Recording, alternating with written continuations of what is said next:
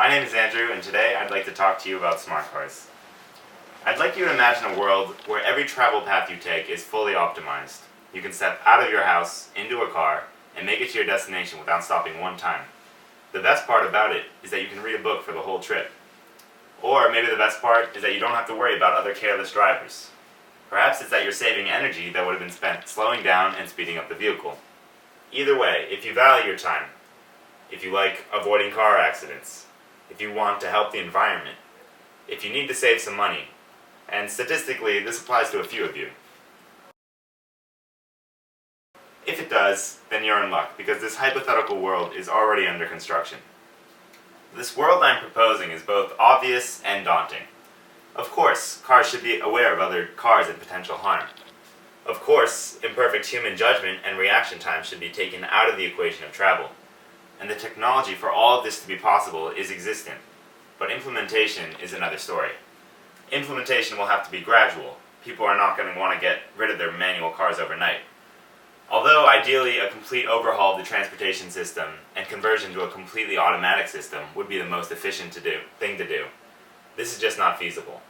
Instead, the process will have to be split into two steps: the addition of automatic cars, and then the eradication of manual aspects of driving. If you're wondering what an automatic car looks like, hopefully this video will clear it up. For a vehicle to drive itself, it needs to know where it is in the world, and it also needs to know what's around it. Based on these factors, it needs to be able to make smart and safe driving decisions in the real world. And once you get in the car, you start to get a real feel for the way the technology works and what it's like in real driving situations. So there are a few things that have to happen before the car can safely drive itself. First, it has to figure out its location in the world. So we use GPS, but GPS isn't always that accurate, which is why we rely on our other sensors like the laser, which picks up on details in the environment that help us identify our more precise location. So think of the sensors as the car's eyes and ears, but with eyes that can see far off into the distance and 360 degrees around the car. And the great thing about having all these sensors is that they can talk to each other and get cross-checked information about the environment. So while we take in a ton of information using our sensors, it's our software that really processes all of this and differentiates between objects. All these objects are visible on the laptop that the safety drivers use while testing the vehicles. Based on what the vehicle senses and processes, these objects will be represented by different colored boxes. Cyclists will be red, pedestrians yellow, and the vehicles will appear as either green or pink. These boxes demonstrate the processing that takes place within the software. And think about the complexity here. People look different, cars have different shapes and sizes, yet despite these nuances, the software needs to classify these objects appropriately based on factors like their shape, movement pattern, or location. For example, if there's a cyclist in the bike lane, the vehicle understands that this is a cyclist, not another object like a car or a pedestrian, so the cyclist appears as a red box on the safety driver's laptop. And the software can also detect the cyclist's hand signal and yield to them appropriately. When our engineers think about where the car should drive and how, safety is always the top priority. So the vehicle takes into account many things like how close it is to other objects or matching speed with traffic or anticipating other cars cutting in. For example, as a passenger, it can feel a little uncomfortable passing by a large vehicle on the road. Our engineers have taught the software to detect the large vehicles, and the laptop shows them as larger boxes on the screen. As our vehicle passes by a large truck, it will actually keep to the farther side of the lane and give ourselves a little bit more space. We've also taught the vehicle to recognize and navigate through construction zones. The vehicle sensors can spot the orange signs and cones early to alert the car of any lane blockage ahead, and then we can change lanes safely. Another thing that's really important is for the vehicle to drive in a naturalistic way, because when it's natural and the car abides by social norms on the road, it's also safer. For example, at four-way stops, people typically rely on eye contact to communicate whose turn it is, and in our case, the vehicle inches forward into the intersection to indicate its intent. So my role as a safety driver is first and foremost to keep the car, myself, and everyone around me safe. And in addition to keeping the car safe, I also provide detailed feedback to developers and let them know the car does anything that maybe I wouldn't have done personally. Maybe the car wasn't assertive enough in a lane change or wasn't fast enough at a green light. We provide the detailed feedback so they can fine-tune the whole driving experience. By getting out there and driving in the real world, we're getting a better understanding of what exactly it's going to take to improve the safety and comfort and ease of transportation. And that's really what our project's all about.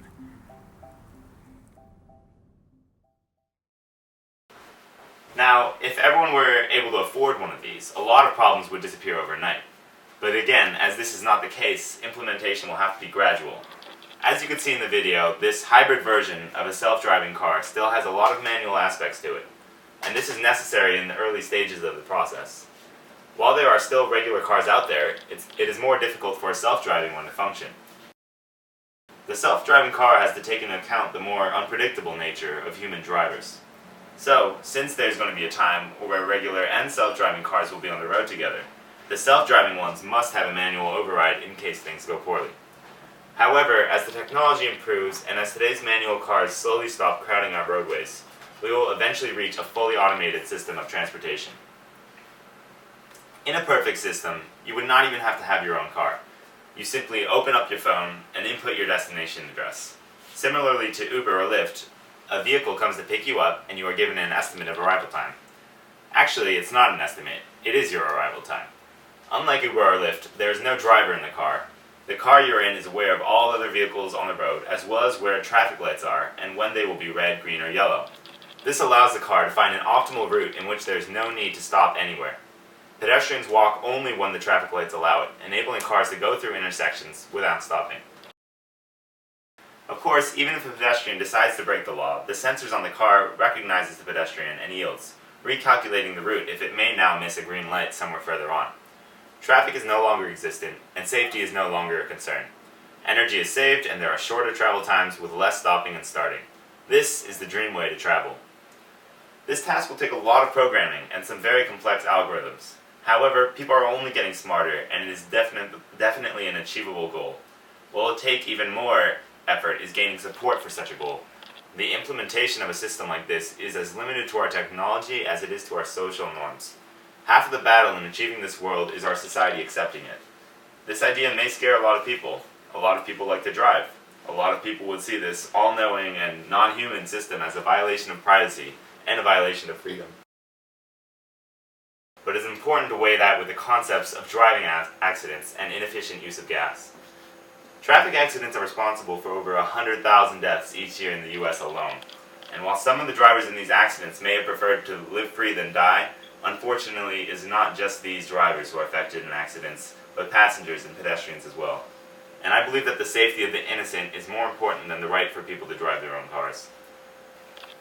In regards to gas use, by the time a system like this is implemented, our cars will most likely not be running on gas. However, in 2010, Americans wasted 1.9 billion gallons of fuel due to congestion on roadways.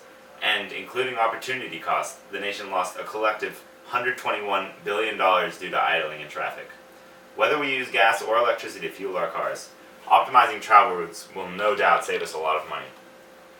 To gain this necessary support to take a step further into the future, the public needs to be educated in these potential changes, and they need to understand the role that they would play as a pedestrian and a passenger.